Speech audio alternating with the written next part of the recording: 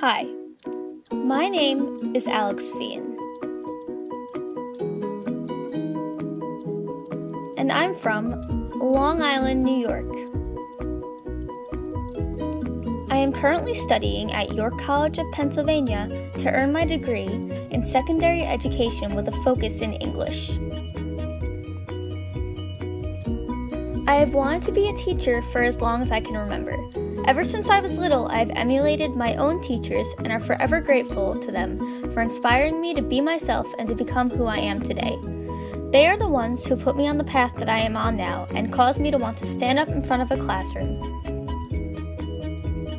Because of them, I want to teach, inspire, and change a life. I want to be to a student what they were to me, a mentor. When I was in elementary school, the most technology we had was going to the computer lab to play computer games and to learn how to type. As I progressed into middle and high school, there were iPad cards here and there in different classrooms and in the library. It was also the time when smartboards started to get installed in certain classrooms.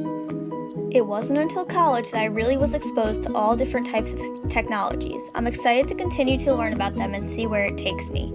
I am truly fascinated by how much technology has evolved in the classroom since I graduated high school. Many different technology trends are shaping classrooms today. According to the Journal, the Metropolitan School District of Wayne Township offers students a variety of blended and online learning opportunities. The district also administers Indiana's only public, non-charter, virtual high school, Achieve Virtual. Not only is the role of the teacher changed in this instance, but so is the role of the student. In blended and online learning classes, it can be a very different experience for both the teacher and the student. This shows technology is evolving and will continue to do so. A teacher can be just as effective in a classroom as they can online, as long as they are using the right tools effectively and know their technology.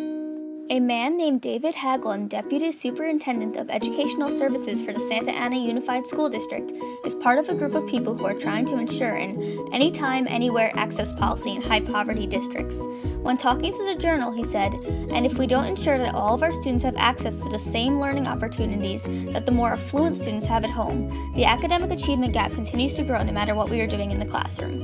With a program like this, I feel it is very beneficial for the students who do live in high-poverty districts to have the same technological advances as a student who don't. Every student should get to experience the many different forms of technology being used in the classroom now and in the future. All teachers have a framework that identifies the knowledge teachers need to teach effectively with technology. This framework is called TPACK, which stands for Technological Pedagogical Content Knowledge. TPACK.org states that effective technology integration for pedagogy around specific subject matter requires developing sensitivity to the dynamic, transactional relationship between these components of knowledge situated in unique contexts. Every situation is unique, and no single combination of content, technology, and pedagogy will apply for every teacher, every course, or every view of teaching.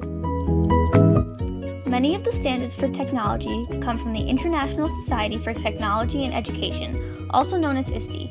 There are standards for both teachers and students in ISTE. I believe one of the most important ISTE standards is number 2, design and develop digital age learning experiences and assessments. According to ISTE.org, this means teachers should design, develop, and evaluate authentic learning experiences and assessments, incorporating contemporary tools and resources to maximize content learning in context and to develop the knowledge, skills, and attitudes identified in the standards. Meaning, teachers should design lessons and assessments to incorporate technology and promote student learning and creativity. They should also personalize learning activities using technology to differentiate student learning. I personally have had the opportunity to use synchronous and asynchronous technologies while in a classroom during my time and field experience through my education technology class. One tool that teachers can use synchronously is Nearpod. The high school I was placed in had one-to-one technology using Apple iPads, which is a great advantage when using Nearpod. This tool is kind of like an interactive PowerPoint. Students can see the slides on their iPads while the teacher is going through them on their own iPad. When making a Nearpod, you have the capability to put in polls, quizzes, open-ended questions, a place to draw, and more. It is a great tool to get your students involved instead of just reciting a PowerPoint from the front of the room and have students mindlessly take notes.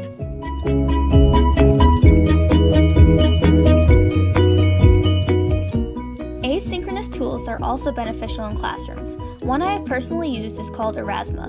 With this tool, you can tag an item and have a video pop up and play. In the lesson that I taught, I used Erasmus to do characterizations for the 4 main characters in the book, The Great Gatsby. I printed out pictures of the actors from the movie, and I used the app to tag those with videos I made about each of the 4 characters. This tool is very beneficial because students can rotate around the room in groups and watch each video while taking notes on whatever platform the teacher chooses to use. It engages the students and makes them interested in whatever topic the teacher is trying to teach. Trying out these technologies in the classroom for the first time was a very interesting experience. Even if I am not completely for using technology in every way in the classroom, I must adapt to how times are changing and what it is going to be like in the future. I definitely plan on using technology effectively in my classroom to benefit my students and myself as an educator. I hope that in the future technology makes lessons engaging for my students and helps them to understand the information I am teaching better. Technology is going to shape my career as a teacher in the best way possible.